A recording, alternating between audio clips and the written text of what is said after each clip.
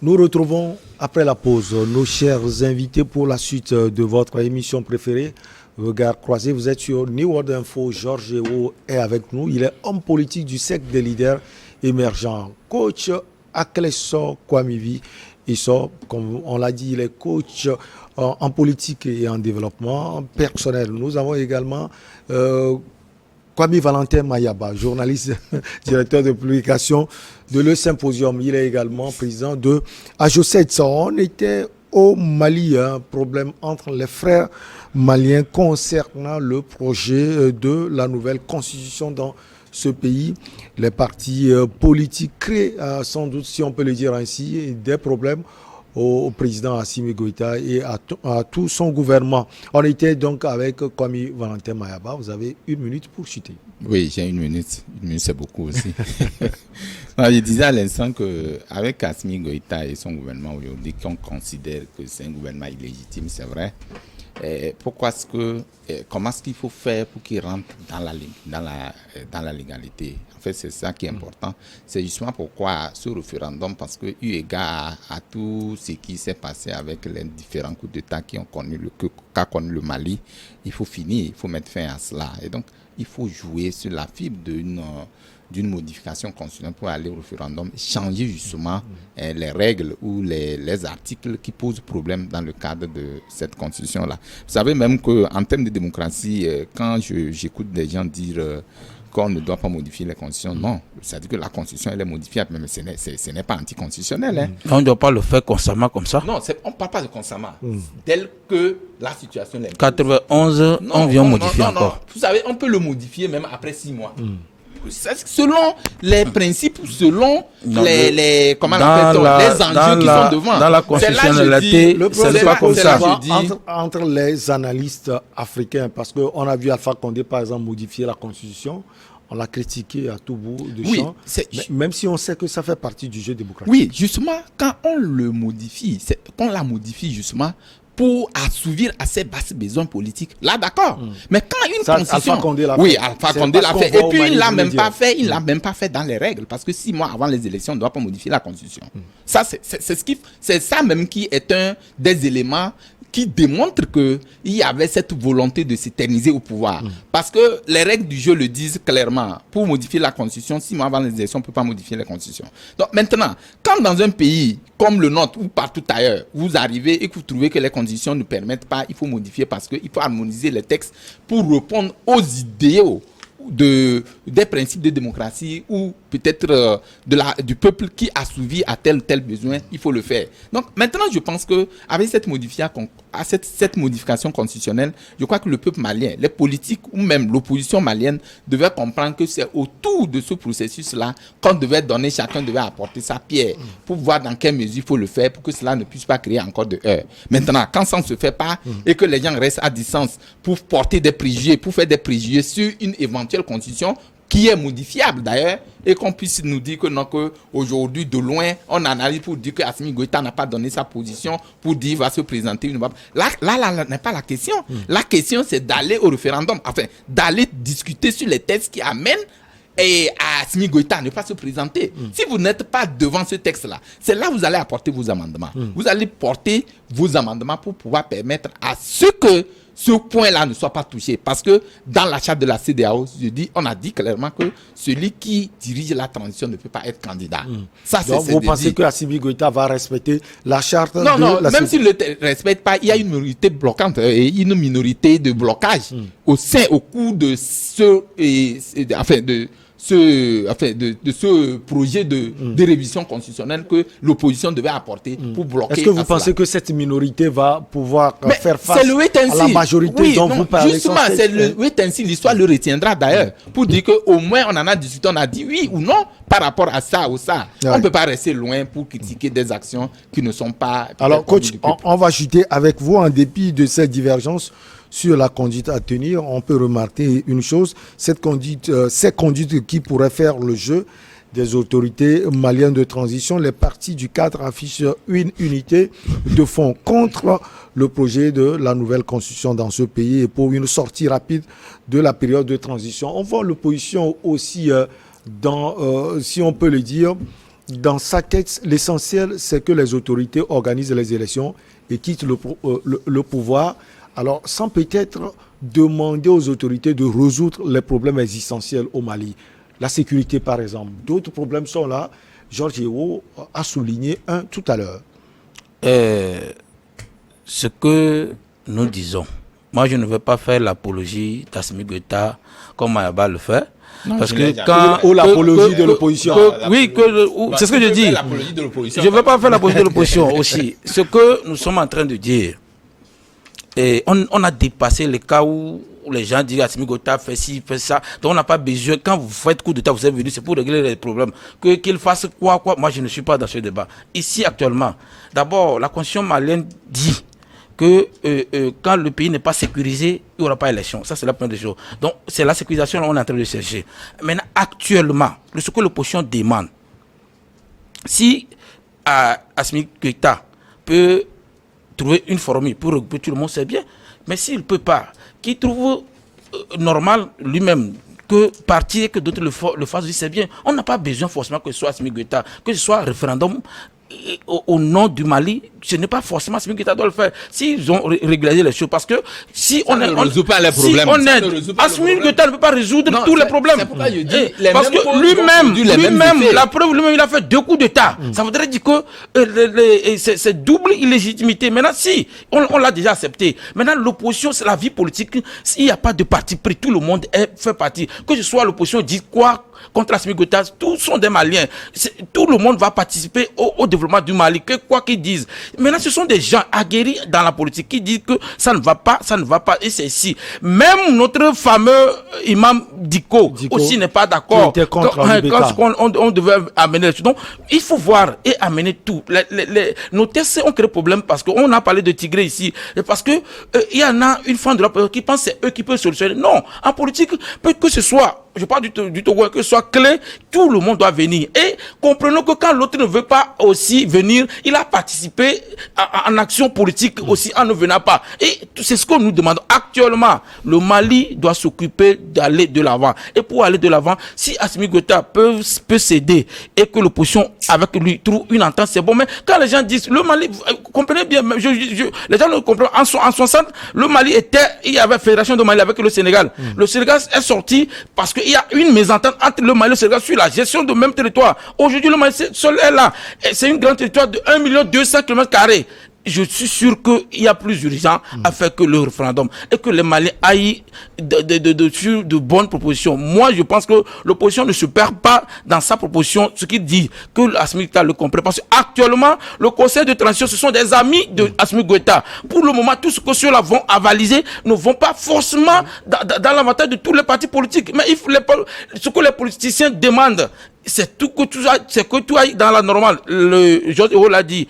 Sinon, on va faire référendum là. Après 1 an, ceux qui vont venir vont casser ce référendum. Et c'est de l'argent qu'on va perdre comme ça. Moi, je pense que Mayaba aussi ferme les yeux. Sinon, quand Georges Weah dit qu'il y a un ami qui dit les choses ont augmenté de 20%, ce n'est pas à acclamer à Assimi Goïta que c'est bon que les taux ont augmenté de 20%. Donc, il ne doit pas forcément. Non, il ne doit pas forcément. Je ne parle pas de Marisol. Je dis, on nous a vacarmé l'oreille ici que nous, les choses sont plus chères chez nous, que c'est moins cher au Mali. Entre-temps, ce que le Mali a fait, allez, vous avez fait la transition. Le Togo a coupé la relation avec l'Union européenne étant déjà plus de 10 ans. On n'est pas mort. Le Togo a vécu sans l'aide européenne. Le Mali aujourd'hui a mené une politique intérieure. On a fait avant le Mali.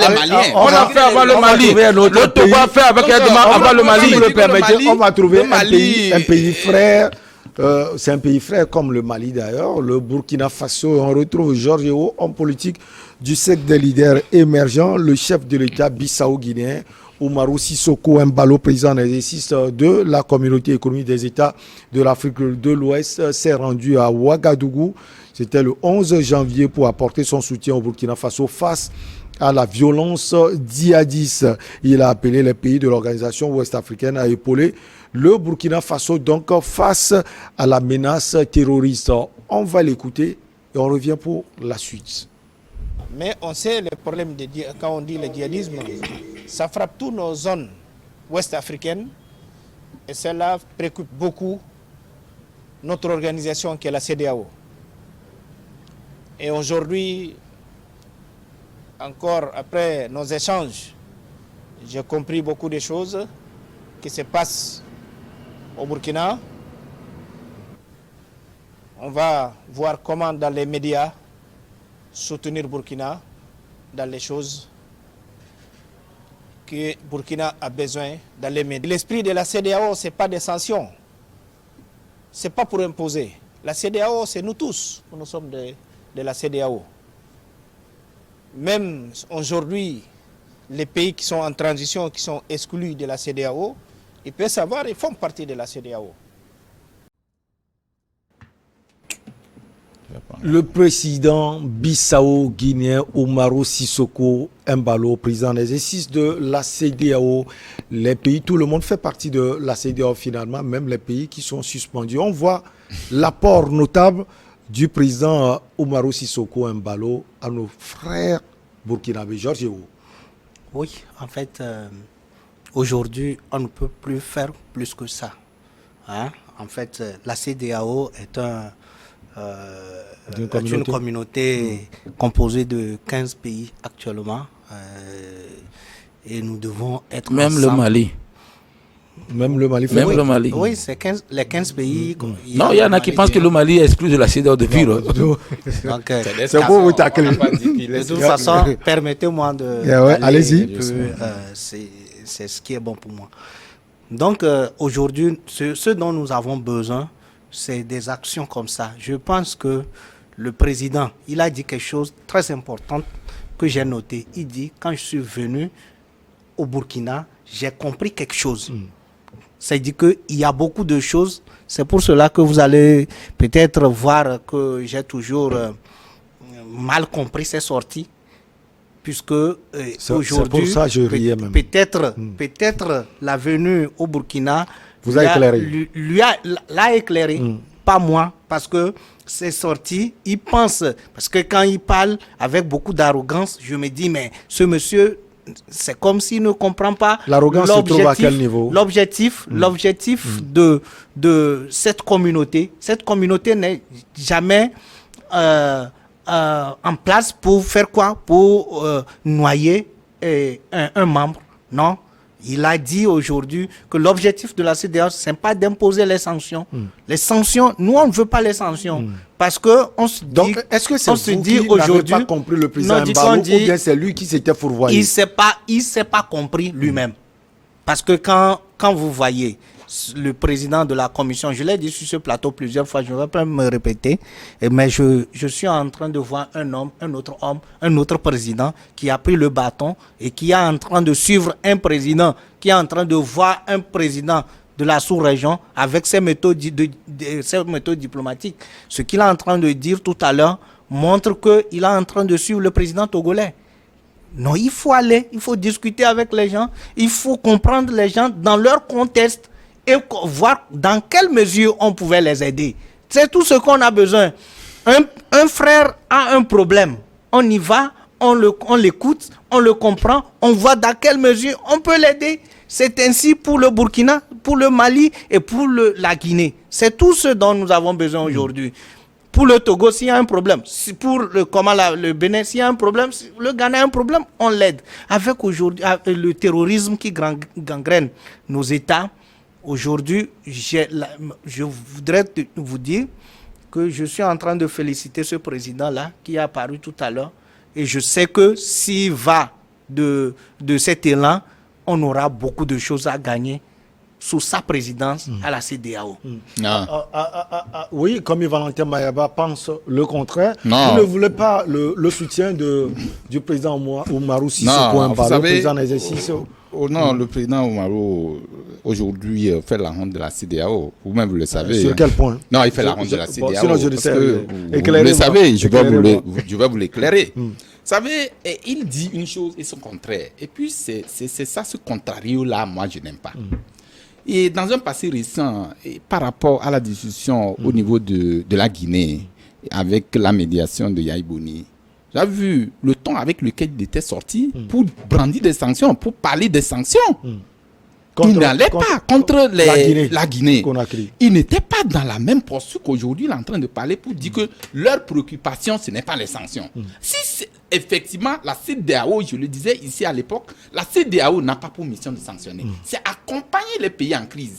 Accompagner veut dire quoi? Discuter, pouvoir les formules adaptées pour accompagner le pays qui est en crise. Alors, comme Yves-Valentin Maba, je me souviens très bien, Omarou Sissoko Embalo est l'ancien président du Bénin, médiateur de la CEDEAO en Guinée. Oui. Thomas Boni Yayi s'était rendu à Conakry. Oui. Alors, vous voulez me dire que lorsque nous sommes en face peut-être en dérive des gens qui sont têtus, c'est un exemple. C'est pourquoi il dit entre griffes. Têtu, c'est-à-dire. Alors, il ne faut pas prendre des sanctions. C'est peut-être parce qu'il était poussé à prendre aussi des sanctions. On peut le comprendre. Non, en fait, vous savez, au-delà de la CEDEAO, vous savez, la souveraineté de chaque État existe. Hein.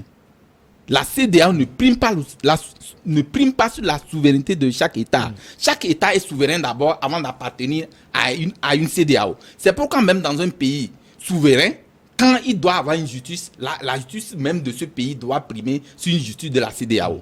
C'est pourquoi quand les gens disent non, les sanctions de la CEDEAO et tout, maintenant, dans la charte de la CEDEAO, il y a certaines normes qu'il faut respecter étant membre de cette organisation. C'est justement quand on dit la charte de la il y a coup d'État, on ne doit pas ceci. Et puis il y a les sanctions qui sont ciblées. Ce n'est pas toutes sanctions. On prend à l'encontre d'un pays ou X où on ne doit pas donner des injonctions à un président qui est souverain, qui a été élu légitimement dans un pays par rapport à sa gouvernance. Sauf que en Guinée, ils n'ont pas été élus démocratiquement. Justement. Et là où on peut ajouter quelque chose, c'est que l'opposition même qui était en face et qui s'est réunie dans un collectif demandait des sanctions contre les militaires au pouvoir en Guinée. Je vais vous surprendre. Quand la CEDEAO s'était réunie, je crois la deuxième réunion à Accra, où ils ont demandé à ce que si la Guinée ne donne pas la date, enfin ne donne pas un calendrier et une échéance électorale pour l'organisation des élections, ils seront sanctionnés. Où en est-on aujourd'hui? Est-ce qu'ils ne sont pas revenus sur cette formule-là pour dire non, il faut accompagner, il faut désigner un médiateur et tout? Aujourd'hui, est-ce que la Guinée a eu des sanctions? Malgré que le calendrier électoral n'a pas été choisi. Est-ce qu'ils ont eu des sanctions? C'est parce que, je vous dis une chose, les gens ont expérimenté, la CEDEAO même a compris que les sanctions ne résolvent pas les problèmes dans un pays en crise. Donc, il faut accompagner le processus. C'est justement cette sortie, cette dernière sortie. Accepter les durées de transition, même si c'est 10 ans. On parle de on doit se faire comprendre. Non, on doit non, c'est pour juste éclairer nos chers amis. Justement. C'est-à-dire que la charte de la CEDEAO, quand vous ratifiez à une charte, vous devez respecter cette charte-là. C'est-à-dire que... Mais quand les gens ne respectent pas... Oui, non, je viens. Quand vous arrivez... quand il y a un coup d'État qui est consommé, on vous donne 6 mois. Au-delà, vous devez organiser des élections. Maintenant, si vous trouvez que dans les 6 mois, vous ne pouvez pas organiser des élections, il y a des formules les plus adaptées. Parce que organiser des élections, c'est pourquoi même j'ai dit il faut revisiter les textes de la CEDEAO. Parce que ça crée problème. Le Mali ne peut pas faire un coup d'État, organiser des élections en 6 mois parce que vous connaissez l'environnement politique dans ce pays. Eu égard aux élections... Ils ont dit que 5 ans, c'est bon pour eux. Eu égard aux élections, au problème de terrorisme, eu égard aux tensions politiques qui résident dans le pays, on ne peut pas faire 6 mois pour organiser des élections. C'est pourquoi je parle de la charte de la CEDEAO doit être revisitée et revue parce que chaque pays vit une réalité qui n'est pas une réalité commune. Quand vous prenez le Mali, vous prenez la Côte d'Ivoire, vous prenez le Burkina, vous venez prendre la Guinée, ne vit pas les mêmes réalités. On ne peut pas dire qu'à un tel coup d'État qui n'est d'ailleurs pas salutaire, personne ne peut faire l'apologie d'un coup d'État d'ailleurs. Quand ça arrive et que vous pouvez accompagner le processus d'organisation des élections, vous ne pouvez pas aller dans le calendrier raisonnable pour dire que 6 mois, vaille que vaille, vous accompagnez. Pourquoi ils disent que c'est 1 an? Pourquoi ils disent que c'est 6 ans? Pourquoi ils disent que c'est 5 ans? Et comme ça, vous voyez pour discuter, pour pouvoir trouver une formule qui puisse concilier les positions. Vous voulez dire que la CEDEAO en amont ne discute pas avec... Je reviens avec le cas de Avant de Embalo. revenir, on va marquer la dernière pause, on revient pour la suite.